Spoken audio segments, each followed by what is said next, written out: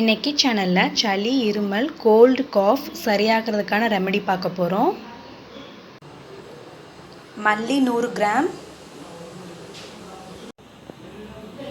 சுக்கு 50 கிராம்,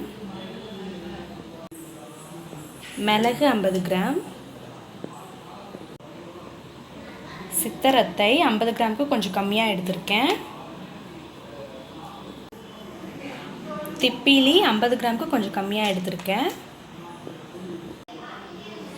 இப்போ நான் காமிச்ச எல்லா இன்க்ரீடியன்ஸுமே வெயிலில் காய வச்சு எடுத்திருக்கேன். இந்த எல்லா இன்க்ரீடியன்ஸையுமே உரலில் இடிச்சிட்டு அடுத்து மிக்சியில் போட்டு பவுட்ராக்கிடணும். சுக்கை இடித்தாச்சு, சித்தரத்தையை இடித்தாச்சு, திப்பிலியே இடித்தாச்சு,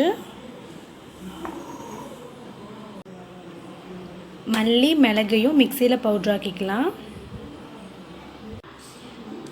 நான் காமிச்ச எல்லா இன்க்ரீடியன்ஸுமே மிக்சியில் போட்டு பவுட்ராக்கிட்டேன். சளி இருமலுக்கான ரெமெடி பவுடர் ரெடி.